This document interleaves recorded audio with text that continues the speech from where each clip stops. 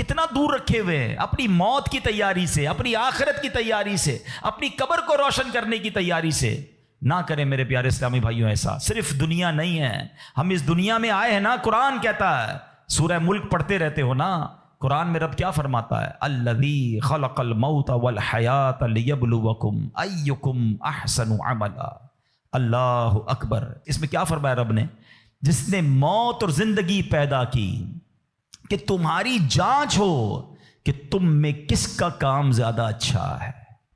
میں اور آپ جو آئے نا دنیا میں، واٹ از دا ریزن؟ موت اور زندگی کو پیدا کرنے کا مقصد یہ ہے کہ چیک کیا جائے کون اچھے کام کر کے آتا ہے۔ یعنی آسان لفظوں میں ہم سب کو امتحان کے لیے بھیجا گیا ہے۔ ہم اس دنیا میں آئے ہیں، ہمارا ٹیسٹ ہو رہا ہے۔ آپ کا یار اتنا بڑا ٹیسٹ؟ ہاں، یہ 50 60 70 سال کا ٹیسٹ ہے، اور اس کے بعد جو اچھے اعمال لے کر جائے گا، 3-4 گھنٹے کے امتحان کے بعد ایک کلاس آگے بڑھتے ہو نا، ایک آپ کا درجہ آگے بڑھتا ہے۔ تھوڑا ٹیسٹ بڑا ہے مگر انعام ایسا ہے کہ جنت میں داخل ہو گئے تو پھر کبھی نکالے نہیں جائیں گے۔ ہاں، قرآن کہتا ہے ہم فیہا خالدون، ہمیشہ ہمیشہ جنت میں رہیں گے۔ اگر جنت میں جانا ہے تو یہ ٹیسٹ پاس کرنا ہے۔ یاد رکھیے، صحابی رسول حضرت طارق محاربی رضی اللہ تعالیٰ فرماتے ہیں، اللہ پاک کے آخری نبی صلی اللہ تعالیٰ علیہ وسلم نے مجھے نصیحت کرتے ہوئے فرمایا، یا طارق استعد للموت قبل الموت، اے طارق مرنے سے پہلے موت کی تیاری کر لو۔ ہاں، یہ نبی پاک نے فرمایا۔ اچھا، میں ایک سوال کرنا چاہتا ہوں۔ اگر میں آج آپ سے ایک سوال کروں کہ ہم میں سے کسی کو پتہ چل جائے کہ کل کا دن آپ کی زندگی کا آخری دن ہے اور کل رات آپ دنیا سے چلے جائیں گے، ایک دن ہے آپ کے پاس، ایک مسلمان اس ایک دن کو کیسے گزارے گا؟ سچ بتائیے، کیا وہ کل دکان پہ جا کے کاروبار کرے گا؟ کیا وہ کل جا کے پیسے ڈبل کرنے کی کوشش کرے گا؟ کیا وہ کل جا کے فرنیچر مارکیٹ میں فرنیچر بنوائے گا؟ یا کل جا کے معاذ اللہ دوستوں کے ساتھ فلم دیکھنے گیا چاہے گا، چلو یار آخری دن ہے ذرا موج مزے کر لوں؟ یہ کیا کرے گا؟ اگر عقل مند مسلمان ہوا تو ایک دن ہے تو مسجد میں گزارے گا، تلاوت میں گزارے گا، توبہ میں گزارے گا، ذکر و اذکار میں گزارے گا، ہیں اللہ پاک سے معافی میں گزارے گا، کیونکہ آخری دن ہے۔ یہی کرو گے نا؟ اگر پتہ چل جائے، مجھے بتاؤ کہ ہمیں پتہ ہے ہمارا آخری دن ہے کہ نہیں ہے؟ ہمیں تو کل کی بات چھوڑے آج رات کا نہیں پتا ہے، تو پھر کیوں تیاری نہیں کر رہے؟ پتہ چل جائے تو تیاری کریں گے۔ میں تو پہلے ہی بتا رہا ہوں آپ کو، آپ میں سے کتنے لوگ بیٹھے جن کو پتہ ہے کل صبح تک زندہ رہیں گے؟ مجھے بھی نہیں پتا، آپ کو بھی نہیں پتا۔ جب پتہ ہی نہیں ہے تو پھر کیوں تیاری نہیں کر رہے؟ پھر کیوں توبہ نہیں کر رہے؟ پھر کیوں حرام کی طرف ہم جاتے ہیں؟ خدا را یاد رکھیے میرے پیارے اسلامی بھائیوں، قبر میں جا کر اتنا پچھتاوا ہوگا گناہگار کو، بلکہ روایتوں میں آتا ہے، پیارے آقا علیہ الصلوۃ والسلام نے فرمایا جس کا مضمون ہے مرنے کے بعد نیک بھی پچھتائے گا، گناہگار بھی پچھتائے گا۔ عرض کی حضور گناہگار پچھتائے گا، یہ تو سمجھ آتا ہے، نیک کیوں پچھتائے گا؟ فرمایا گناہگار تو گناہ کی وجہ سے پچھتائے گا، حدیث کا خلاصہ ہے۔ فرمایا نیک اس لیے پچھتائے گا جب وہ آخرت میں نیکیوں کا اجر دیکھے گا نا، تو وہ کہے گا کاش میں اور نیکیاں کر لیتا، وہ جو فضول ٹائم ضائع کیا تھا اس میں اور اللہ کا ذکر کرتا، اور نوافل پڑھتا، اور عبادت کرتا۔ تو یقین جانیے میرے پیارے اسلامی بھائیوں، یہ زندگی، یہ جو ہماری سانسیں چل رہی ہیں نا، ابھی چانس ہے ہمارے پاس، جتنی نیکیاں کرنی ہے کر لیں۔ جس دن سانس بند ہوئی نا، اس دن عمل نہیں ہوگا، اس دن جزا ملے گی۔ آج دار العمل ہے، today is the time of action and tomorrow is the time of accountability. اس دن صرف جزا ہوگی، یا تو آپ کو اللہ نہ کرے گناہوں کی وجہ سے کسی کو سزا ملے گی، یا نیکیوں کا اجر ملے گا۔ آج وقت ہے نیکیاں کرنے کا۔ قبر میں اتارے جانے کے بعد کوئی چانس نہیں ہوگا۔ اچھا، آپ کو پتا ہے جب قبر میں بندہ جاتا ہے، کسی کا بھی انتقال ہوتا ہے، تو گھر والے کیا کہتے ہیں، خاندان والے کیا کہتے ہیں؟ میت نے پیچھے کیا چھوڑا ہے؟ آپ کو پتا ہے فرشتے کیا کہتے ہیں؟ میت نے آگے کیا بھیجا ہے۔ اصل یہ بات سمجھ لیجئے گا، ہم نے آگے کیا بھیجا ہے۔ خوش نصیب ہیں وہ لوگ جو آگے بھیج کر تیاری کر رہے ہیں۔ وہ ایک واقعہ کئی بار بیانات میں آپ نے سنا ہوگا کہ ایک بادشاہ تھا اور اس نے اپنی سلطنت میں ایک بڑا عجیب سا مقابلہ کروایا۔ بادشاہ آدمی تھا، جو اس کے دماغ میں، اس نے کہا ذرا چیک کرو میری سلطنت میں سب سے بڑا بے وقوف کون ہے۔ سارے بے وقوفوں کو جمع کیا گیا، بے وقوفوں کا ٹیسٹ لیا گیا، وزیروں نے ایک بندے کو سلیکٹ کیا کہ بادشاہ سلامت، یہ بندہ سب سے بڑا بے وقوف، سب سے بڑا بے وقوف۔ کا چیک کر لیا کا چیک کر لیا. بادشاہ سلامت نے اپنی سونے کی ہیرے کی مالا اتاری اور اس کو پہنائی کا تمہارا یہ انعام. وہ بے وقوف گھر چلا گیا خوشی خوشی. تھوڑے دنوں بعد اس بے وقوف کو پتا چلا کہ بادشاہ سلامت بہت بیمار ہے. تو جو بے وقوف آدمی تھا وہ کہتا ہے اچھا بادشاہ بیمار ہے، چلو چلتے ہیں بادشاہ سے مل کے آتے ہیں. بادشاہ سلامت کے پاس گیا، واقعی بہت بیمار تھا. کہا بادشاہ سلامت خیر تو ہے، کیا ہو گیا آپ کو؟ بادشاہ کہتا ہے بس اب تو لگتا ہے زندگی اینڈ پر ہے، اب کہیں اور دوسری دنیا میں جانے کا وقت آ گیا. تھا تو بے وقوف نا. کہتے ہیں آپ کہیں اور جا رہے ہیں؟ کہاں میں یہ دنیا چھوڑ کر دوسری دنیا میں جا رہا ہوں. تو کہا اب میں دیکھ رہا ہوں آپ کا بہت بڑا گھر ہے، زبردست بیڈ رومز ہیں، آپ جدھر جا رہے ہیں ادھر گھر بنا لیا؟ تو بادشاہ کہتا ہے ادھر تو میں نے کوئی جھوپڑی بھی نہیں بنائی ہے. اچھا بادشاہ سلامت آپ کے پاس تو کتنا سونا کتنے ہیرے آپ نے مجھے بھی تحفہ دیا، ادھر پیسے بھجوا دیے جہاں آپ جا رہے ہیں. تو کہتا ہے میرے پاس تو وہ پھوٹی کوڑی بھی نہیں ہے.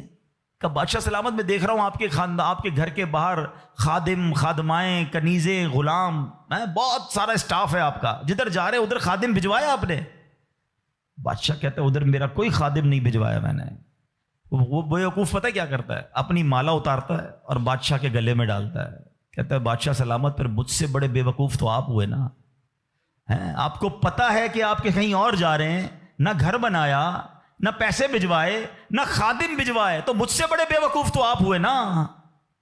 یہ ہے تو بظاہر واقعہ، مگر یہ ہم سب کے لیے لیسن نہیں ہے.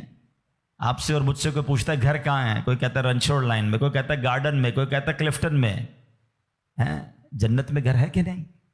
ادھر گھر بنایا کہ نہیں بنایا؟ ادھر کدھر رہو گے؟ ادھر نرم بستر کے بغیر جس کو نیند نہیں آتی، رات کو پنکھا نہ چلے تو بے چین ہو جائے، یو پی ایس لگائے، جنریٹر لگائے، تھوڑے پیسے آئے تو اے سی لگایا. قبر میں اگر آگ بھڑک رہی ہے تو پھر کیا کیا ہے ہم نے؟ ادھر کتنا سوئیں گے اور ادھر کتنا سونا ہے پتہ ہے آپ کو؟ حضرت آدم علیہ السلام سے لے کر آج تک لوگ قبر میں جا رہے ہیں، ہم قبر میں اتار رہے ہیں لوگوں کو. سب قبر میں ہزاروں سال سے ہیں، پتہ نہیں کتنے 100 کتنے 1000 سال رہنا پڑے گا. مگر قبر روشن ہے کہ نہیں کوئی ٹینشن نہیں کسی کو. جس کا یہاں نرم بستر ہے نا، جس کو نرم تکیے کے بغیر نیند نہیں آتی، وہ سوچے میں سانپ اور بچھوؤں کے ساتھ کیسے سوؤں گا. قبر نے اگر دبا دیا اور پسلیاں توڑ دی تو میرا بنے گا کیا؟ اگر قبر میں آگ بھڑکا دی گئی تو میں کدھر جاؤں گا، کس کو پکاروں گا؟ واللہ قبر کی تیاری کرنی ہے. خدا کی قسم مارے جائیں گے اگر اللہ ناراض ہوا. فکر کرنی دنیا میں ہے، ایکسٹرا ٹائم نہیں ملے گا. آج کل موبائل کمپنیاں میسج کرتی ہیں جناب آپ کا 70% ڈیٹا یوز ہو گیا ہے، ٹاپ اپ کروا لیں، پیسے ڈلوا لیں، 80% ختم ہو گیا، آج کل آخری دن ہے آپ کے موبائل کے پیکج کا.